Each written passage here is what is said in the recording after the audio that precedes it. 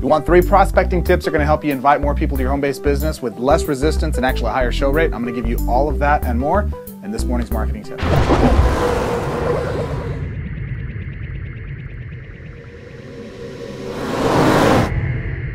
Ladies and gentlemen, boys and girls, children of all ages, it is I, Greg Gomez III, founder, CEO, FastStartMarketer.com, and I'm here with 3 prospecting tips to help you improve the invites and the show rates so that you don't have a plate full of hors d'oeuvres that don't get eaten. What's more frustrating than that, right?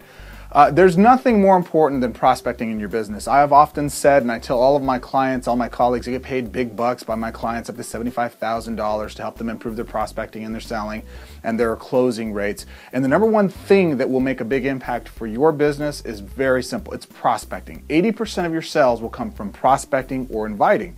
Think about it. I don't care how good your funnel is if you don't get people into it. I don't care about how awesome your opportunity is, your products or services or whatever it is, but if you don't get people in front of it, it's not going to get many people to sign up, right? So 3 things to keep in mind when you're actually prospecting or inviting are this, as simple as this.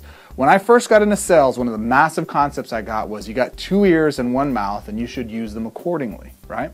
Makes sense? Well, the way I was told in telemarketing rooms was you got 2 ears and 1 mouth, shut up and listen. And the lesson here for you to really take from this is that if you want to be interesting, you must first be interested in what your prospects have to say. You got to uncover their challenges, their issues, their concerns, their frustrations, the things that keep them up at night. Because when you know that, what you're ultimately able to do is then position your offer, your product, your service, your opportunity in a way that will match their needs. I don't care if you have 150 benefits for your product or service. If you don't listen to what your prospects need and then focus those benefits important to them, and really leave the rest, what you wind up doing is you just keep going down the list, A, B, C, D, and eventually they have to do the math and figure out what works for them.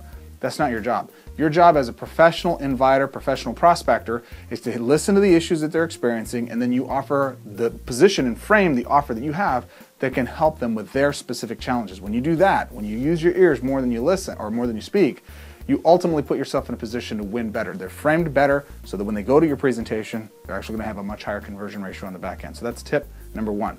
Tip number 2, very simple.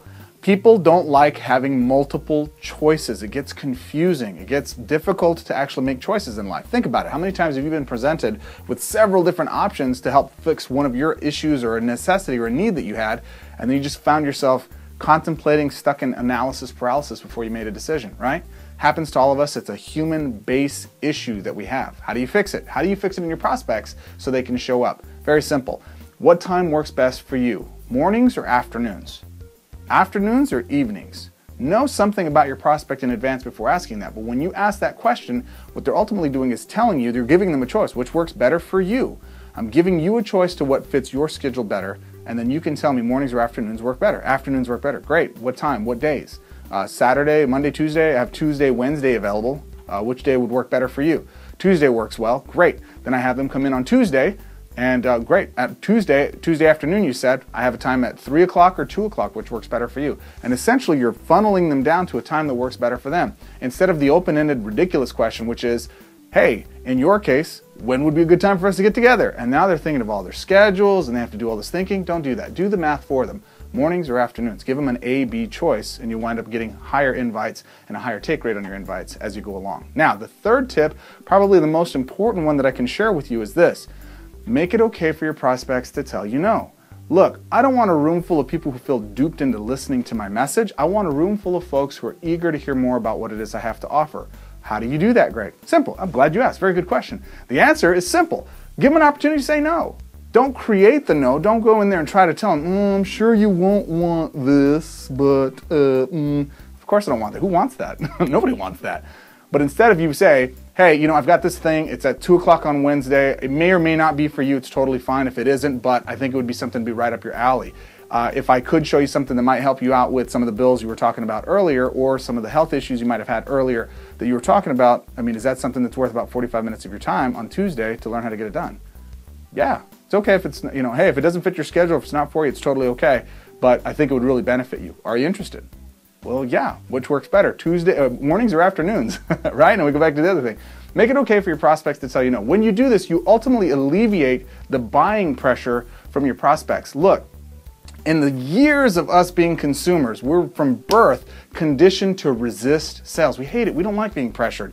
Neither do your friends, family, or anybody else that you're prospecting, cold prospects, any of it. We're sensitive to that. We don't want to hear that. So when you give people an opportunity, a refreshing opportunity to be able to say no to your offer, well, wait a minute. That shows a sign of confidence most marketers don't have. And if you have that level of confidence, I guarantee they'll be much more likely to join you in your business, or at least to attend the event so they can get the information themselves to actually make that decision themselves.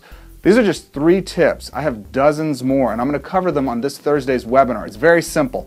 Click the link below, get registered for Thursday's webinar, and I'm literally going to build out how I take you from an individual salesperson and improve those skills. And then from that individual salesperson, prospector, inviter, recruiter, marketer, how to take it to the next level and actually train your team to be just as effective or actually more effective than you. And then third, how to build an all-encompassing, full, complete, systemized team it's actually recruiting people on your behalf. In fact, this is how I built my team to up to 247 people a week into my organization in less than 6 months. And you get all of that on the webinar for free. Pretty basic.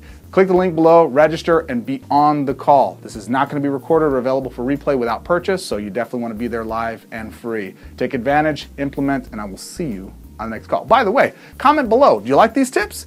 Man, these are awesome. If you use them right away, they should make a massive impact in your business, so you should use them right away. Comment below, give me some questions, some things that maybe I didn't think of here that could help you in your business, and I'm happy to answer those questions as I can, and it will really be me. I'll talk to you soon.